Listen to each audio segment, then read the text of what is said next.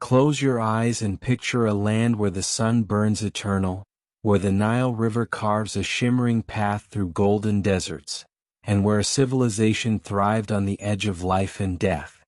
This is ancient Egypt, a world where gods walked among mortals, where the line between the living and the dead was as thin as a papyrus scroll.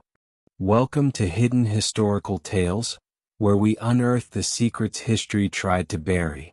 Today we're diving into the top 5 weirdest ancient Egyptian rituals you won't believe, practices so bizarre, so haunting, they'll leave you questioning everything you thought you knew about humanity. Are you ready to step into the shadows of the Nile? Hit that subscribe button and ring the bell so you don't miss a single tale from the sands of time. To understand the rituals we're about to uncover, we need to step into the minds of the ancient Egyptians. This wasn't a civilization that lived for the moment, they lived for eternity. The afterlife wasn't a distant dream, it was as real as the Nile's flood. Every prayer, every offering, every ritual was a step toward securing their place in the realm of Osiris, the god of the underworld. Imagine a world where every action was watched by gods who could bless or curse you, where your soul's fate hung on the balance of cosmic order or Ma'at. What would you do to ensure your soul's survival? What lengths would you go to for a god who saw your every thought? The Egyptians went further than you can imagine, into realms of devotion that seem unthinkable today. Their rituals weren't just ceremonies, they were bridges between the mortal and the divine, between life and death. In this journey we'll uncover 5 rituals that will shock you, haunt you, and maybe even make you question what it means to be human. Picture priests chanting over a lifeless body, their tools gleaming in the torchlight as they try to awaken its soul. Imagine a festival where an entire city drowns in wine to commune with a goddess. Think of crocodiles revered as gods, mummified and offered in blood-soaked ceremonies. Envision a scale that weighs your heart against a feather, deciding your eternal fate. And consider a spirit so powerful it demanded food long after death. These are the stories history tried to bury, but we're digging them up. By the end of this video you'll never look at ancient Egypt the same way again. So, which of these rituals sounds the strangest to you already? Drop it in the comments below. Why were the Egyptians so obsessed with these bizarre practices? It wasn't just superstition, it was survival. The Nile could flood or dry up, gods could bless or curse, and the afterlife was a labyrinth of dangers. Rituals were their way of controlling the uncontrollable, of whispering to the gods and begging for favor. Priests, seen as intermediaries to the divine, held immense power, conducting ceremonies in temples closed to the common people. The pharaoh, a living god, was the ultimate guarantor of Ma'at, but even he relied on rituals to maintain cosmic order. These practices weren't just spiritual, they were economic, political, and social, binding a civilization together. But what happens when devotion becomes obsession? When the line between sacred and shocking blurs? Archaeological evidence, from temple inscriptions to tomb artifacts, shows us the lengths they went to. Let's explore what drove them to such extremes. As the sun sets over the Nile, the shadows grow longer, and the secrets of ancient Egypt come alive. In the hours ahead, we'll step into the torchlit chambers of embalmers, the chaotic streets of drunken festivals, and the terrifying halls of divine judgment. These rituals aren't just history, they're a window into a world where life and death were one.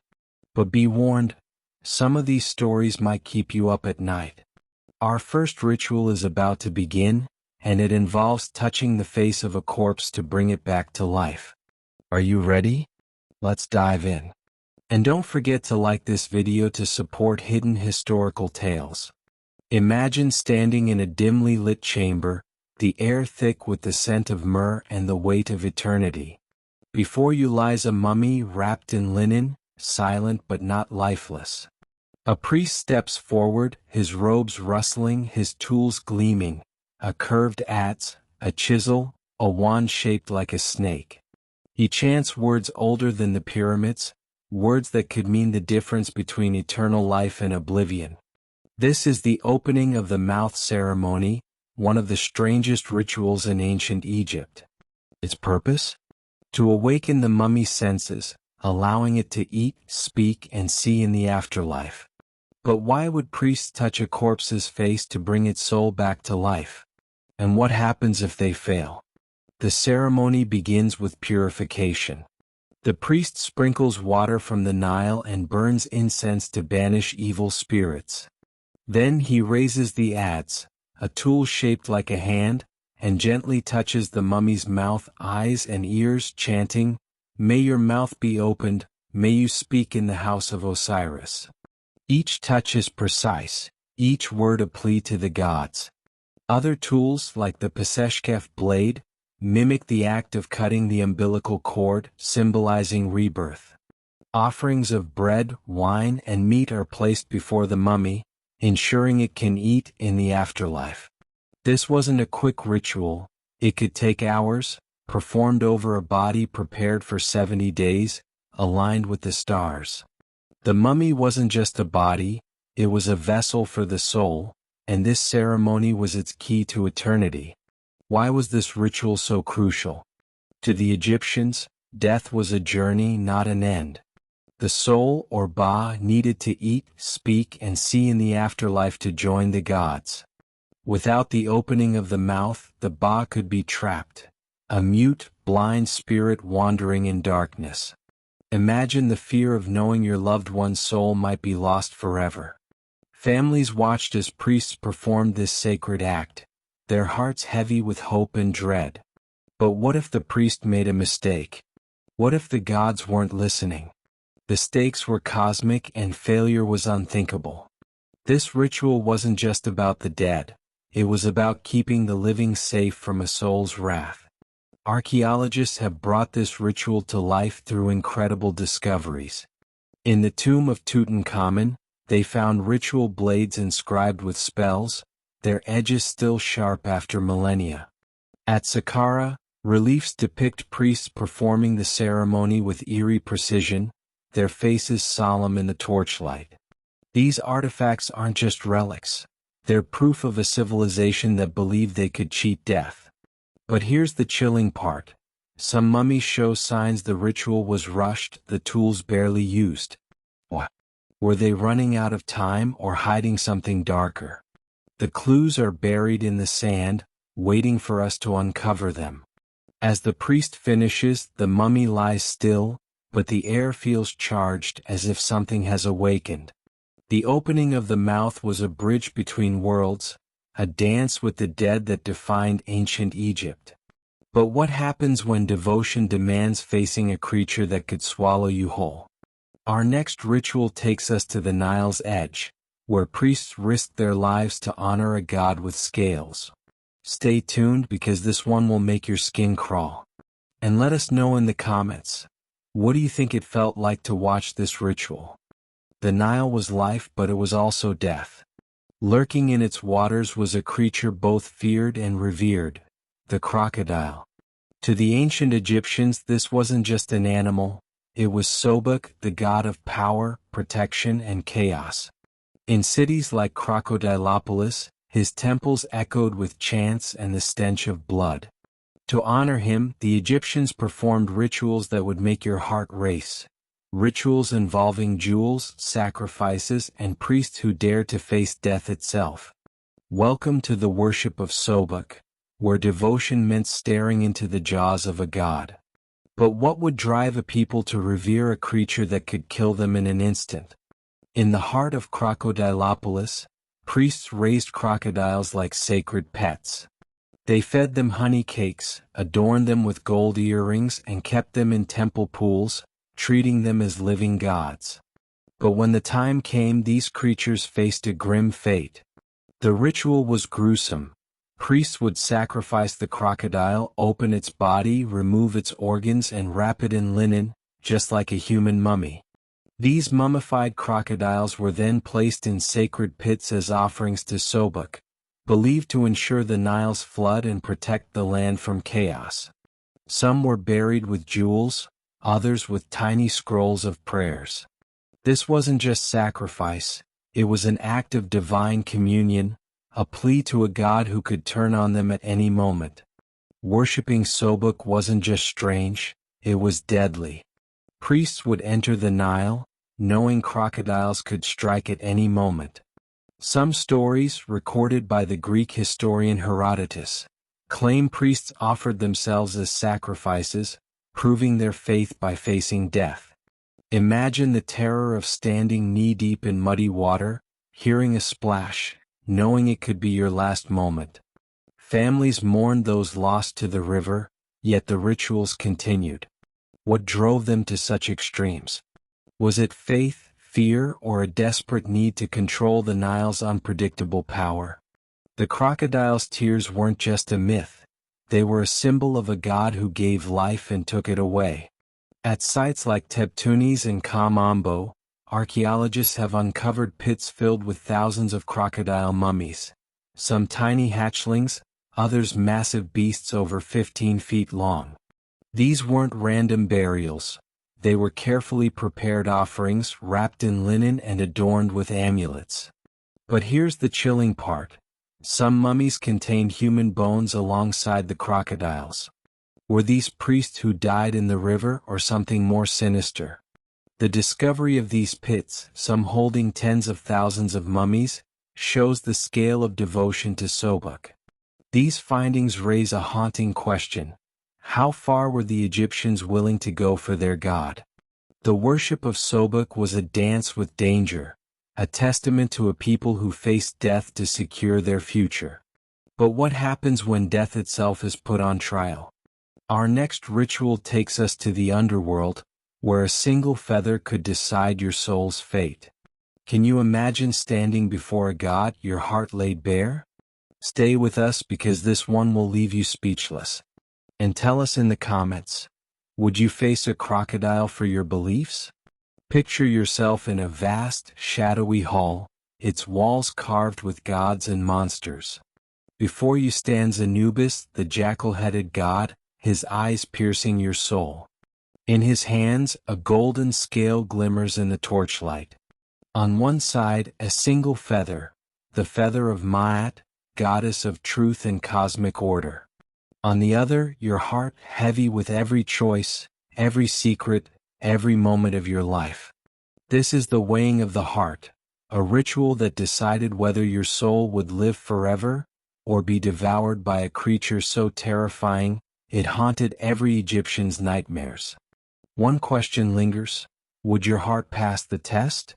The weighing of the heart wasn't just a story, it was a ritual reenacted in temples and inscribed in tombs. Priests recited spells from the Book of the Dead, guiding the soul through the trial. The heart was placed on the scale, and the feather of Ma'at stood as the ultimate test of truth. If your heart was heavier than the feather, burdened by lies, greed, or sin, Amit, the devourer, part lion, part crocodile, part hippo, would consume it, erasing you from existence. But there was a loophole. The Book of the Dead contained spells like the 42 negative confessions, where the soul could deny its sins. I have not lied. I have not stolen. These words were a desperate plea to tip the scales. Imagine the tension as Anubis watched, silent and unyielding. Every Egyptian lived with the knowledge that their heart would one day be weighed. Parents taught their children to live by Ma'at, to avoid the devourer's jaws. Imagine the fear of knowing a single mistake could tip the scale, condemning you to oblivion. This wasn't just a ritual, it was a way of life. Families prayed for their loved ones, priests performed ceremonies to prepare souls, and individuals wore heart scarabs, amulets inscribed with spells to ensure a light heart. The weighing of the heart forced the Egyptians to confront their choices, their fears, their humanity. But what if you weren't perfect? What if your heart betrayed you? The Book of the Dead is our window into this ritual. Papyrus scrolls, found in countless tombs, detail every step, from confessions to spells. Tomb paintings show Anubis at the scale, Ammit waiting hungrily, her jaws open. Archaeologists have uncovered heart scarabs buried with the dead, inscribed with desperate pleas, "Do not testify against me." But some scarabs hint at darker truths, names erased, spells incomplete. Were these souls hiding something? The evidence paints a picture of a civilization obsessed with judgment, willing to do anything to pass the test. The weighing of the heart was a mirror of the soul, forcing the Egyptians to face their lives and their fears. But what happens when a soul lingers, demanding attention from the living? Our next ritual explores a spirit so powerful, it needed food long after death. Can you imagine what happens when a spirit goes hungry? Stay with us and let us know in the comments.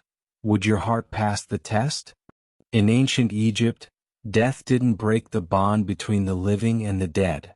Every person had a ka, a spiritual double that lingered after death, craving food, drink, and attention. Neglect the ka, and it could turn vengeful, haunting the living with curses or misfortune. The ritual of feeding the ka was a lifelong commitment, a dance with the dead that could never stop.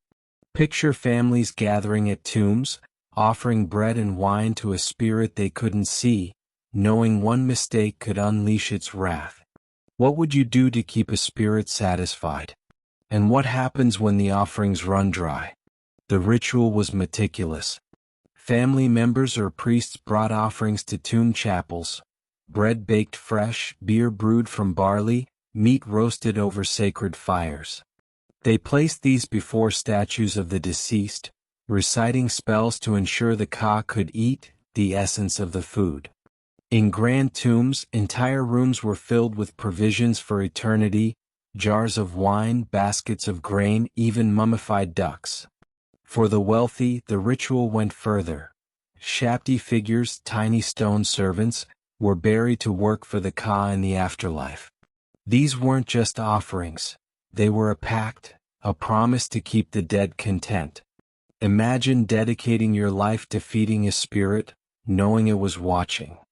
The Egyptians believed a neglected ka could escape its tomb, bringing misfortune to the living. Stories tell of families plagued by illness, crops failing, or strange noises after failing to honor their dead. Priests warned that an angry ka could possess the living, whispering in their dreams or driving them mad. This fear drove communities to maintain tombs for centuries, even building villages like Deir el-Medina to tend to the dead. But what if the offerings weren't enough? What if the ka demanded more, something the living couldn't give? These stories weren't just myths, they shaped how the Egyptians lived and died. Tombs across Egypt are filled with evidence of ka offerings. At Deir el-Medina, archaeologists found offering tables stained with wine, jars still holding traces of beer. Shapti figures, some numbering in the hundreds, were buried with spells to serve the ka. But some tombs show signs of abandonment, offerings untouched, statues toppled. Did the families give up or did something worse happen? These discoveries reveal a civilization bound to its dead, where every offering was a plea for peace. The question remains, what did they fear if the ka wasn't fed? Feeding the ka was a pact between the living and the dead, a promise that death couldn't break.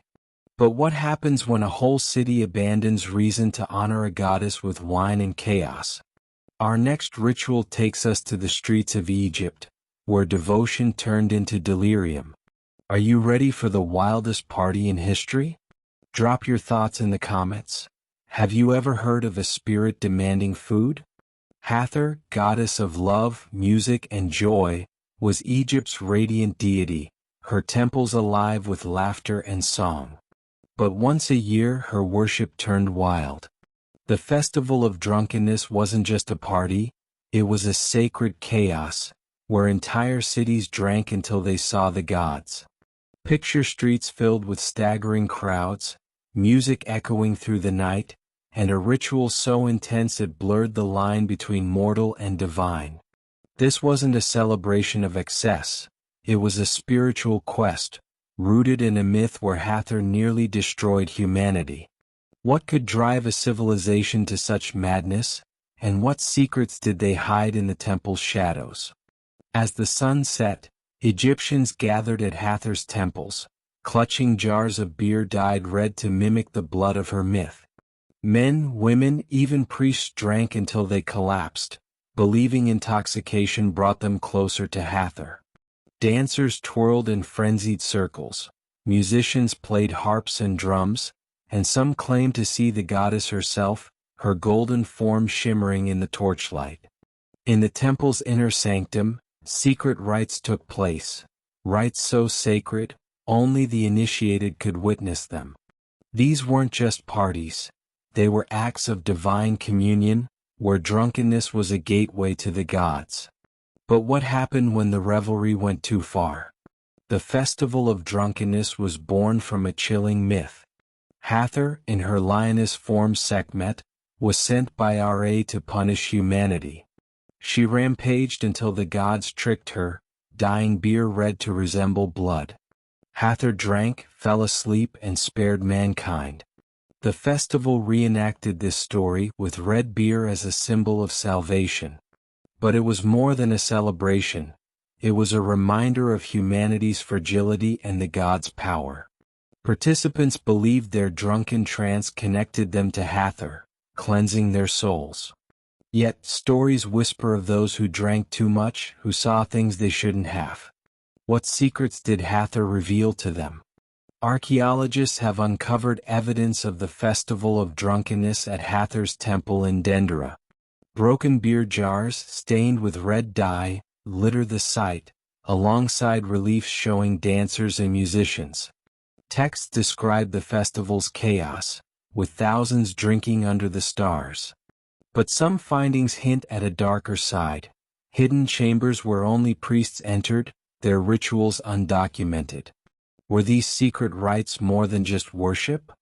The artifacts raise questions we may never answer, but they prove one thing. This festival was a cornerstone of Egyptian life. The festival of drunkenness was a whirlwind of joy and chaos, a testament to a people who embraced delirium to touch the divine. But what happens when devotion turns to vengeance? Our next ritual reveals a darker side of Egypt, where priests cursed their enemies with rituals that echo through time. Can you guess what they did with broken clay? Stay tuned and share in the comments. Would you join this wild festival?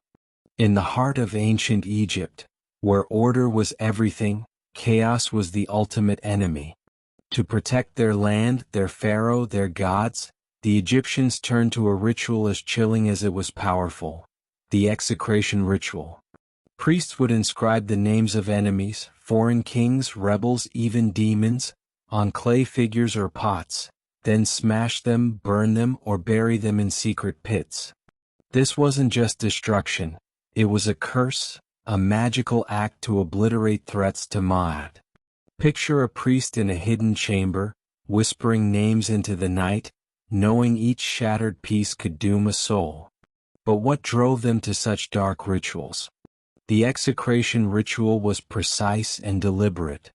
Priests gathered in secret, often at night, to inscribe names or symbols on clay figures, bowls, or ostraca. These could represent foreign enemies like the Hyksos or supernatural threats like the serpent Apophis, enemy of Ra. The priest would chant curses, calling on gods like Sekhmet to destroy the named. Then with a single blow they'd smash the figure, scattering its pieces or burying them in cursed ground. Some rituals involved spitting, burning, or even urinating on the remains to ensure the curse's power. This wasn't just symbolic, it was believed to have real, magical impact. The Egyptians lived in fear of chaos. Foreign invasions, natural disasters, or divine wrath could unravel their world. Execration rituals were their weapon against this threat. Pharaohs ordered these ceremonies to protect their reign, priests performed them to safeguard temples, and even commoners used smaller versions to curse personal enemies. But there was a cost. Invoking such dark magic risked angering the gods. Stories tell of priests struck down after botched rituals, their curses rebounding. Imagine the dread of knowing your curse could backfire, dooming you instead. What would you risk to destroy your enemies? Archaeologists have uncovered chilling evidence of execration rituals. At Saqqara and Mergissa, pits filled with shattered pottery bear the names of Egypt's enemies, written in red ink to symbolize blood. Some figures were bound or pierced as if to trap their spirits. Texts describe mass rituals, where hundreds of figures were destroyed at once. But some finds are unsettling, pots with erased names as if someone feared the curse's power. These artifacts show a civilization desperate to control its fate, even at the cost of dark magic. Execration rituals were a shadow cast by Egypt's obsession with order, a reminder that even the gods could be weaponized. But what happens when devotion turns to animals?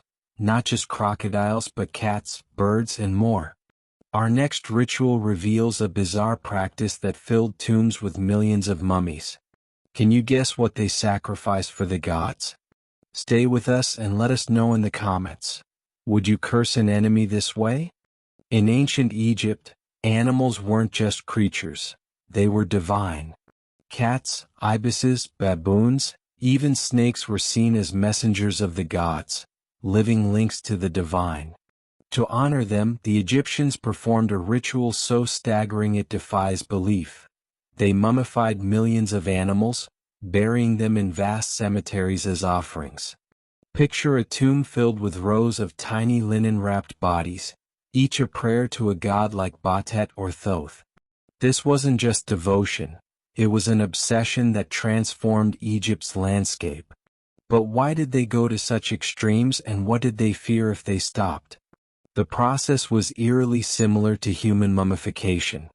Priests would select animals, cats for Batet, ibises for Thoth, baboons for wisdom, and sacrifice them, often by strangulation or drowning. Their bodies were treated with natron, wrapped in linen, and adorned with amulets or jewelry. Some were placed in ornate coffins, others in massive pits. These weren't random acts, they were offerings believed to carry prayers to the gods. Pilgrims would purchase mummified animals at temples, offering them to ensure divine favor. The scale was staggering. Millions of animals, from tiny birds to massive bulls, filled sacred sites across Egypt. Animal cults were more than religious, they were economic and social. Temples became bustling markets, selling mummified animals to devotees. Cities like Bubastis thrived on the worship of Batet, where harming a cat could mean death. But the devotion came at a cost. Millions of animals were bred and killed, their mummies filling underground galleries. Some believe this was a sign of faith, others see it as a desperate attempt to appease gods who demanded more. Imagine the weight of killing a sacred creature to save your soul. What did the Egyptians fear if they failed? At Bubastis, archaeologists uncovered a cemetery with over 1 million cat mummies, their tiny forms stacked in rows. At Saqqara, pits held ibises, baboons, even falcons, each carefully wrapped. X-rays reveal some mummies were empty, fake offerings sold to pilgrims. This suggests a darker side. Were priests exploiting faith for profit? These discoveries show the scale of animal worship, but also its complexity. The mummies weren't just offerings, they were a lifeline to the gods, a plea for protection in a world of uncertainty. The mummified menagerie was a testament to Egypt's devotion, a world where animals carried the weight of divine prayers. But what happens when the ritual turns to humans, where priests cut into bodies to preserve them for eternity? Our next ritual takes us into the embalmer's chamber, where death became an art. Are you ready to face the gruesome truth? Let us know in the comments. Which animal mummy shocked you most? Deep in a torchlit workshop, the air heavy with natron and resin, priests worked in silence, their hands steady but their task grim. Before them lay a body, no longer a person but a vessel for eternity. This was the ritual of mummification, a sacred act that turned death into art. For 70 days, embalmers cut, cleaned, and preserved the body, believing it was the key to the afterlife. But this wasn't just science, it was a spiritual dance, guided by Anubis, where every step was a prayer. Why did the Egyptians go to such lengths to preserve the dead, and what secrets did the embalmers guard? Mummification was a meticulous ritual. First, embalmers removed the brain through the nose with a hooked tool, discarding it as unimportant, a shocking choice to us today. Then they made a precise incision to remove the liver, lungs, stomach, and intestines, preserving them in canopic jars guarded by gods. The heart, seat of the soul, was left in place. The body was packed with natron, a salt that dried it for weeks, then wrapped in hundreds of yards of linen, each layer sealed with resin and spells. Amulets were tucked between layers, protecting the soul. This wasn't just preservation, it was a transformation, preparing the body for Osiris's realm. For the Egyptians, mummification was an act of love and fear. Families paid dearly to ensure their loved ones were preserved, knowing the body was the soul's anchor in the afterlife. Priests worked with reverence but also dread. One mistake could doom the soul. Imagine watching your loved one's body being cut open, knowing it was their only chance at eternity. The embalmers were more than craftsmen. They were gatekeepers to the afterlife, their hands guided by Anubis. But what if they failed? What if the soul was trapped in a ruined body? Archaeological discoveries bring mummification to life. In the Valley of the Kings, mummies still bear the marks of careful embalming, incisions sealed, amulets intact. Canopic jars, carved with the heads of gods, hold preserved organs. At Saqqara, embalmers' workshops reveal natron piles and broken tools. But some mummies show rushed work, organs left inside wrappings sloppy. Were these mistakes or signs of a deeper crisis? These finds show a civilization that saw death as a beginning, not an end. Mummification was Egypt's ultimate ritual, a silent scream against death's finality. But why did these rituals endure, haunting us thousands of years later? Our final chapter explores why these strange practices still captivate us, and what secrets remain buried in the sands. Are you ready for the truth? Share in the comments. What shocked you most about mummification? We've journeyed through the strangest corners of ancient Egypt, uncovering rituals that defy belief. The opening of the mouth, where priests touched mummies to awaken their souls. The worship of Sobek, where crocodiles became offerings in blood-soaked temples. The weighing of the heart, where a feather decided eternal fate. The feeding of the Ka, a pact with spirits that demanded eternal care. And the festival of drunkenness, where chaos became divine. These rituals weren't just practices, they were the heartbeat of a civilization obsessed with life, death, and the gods.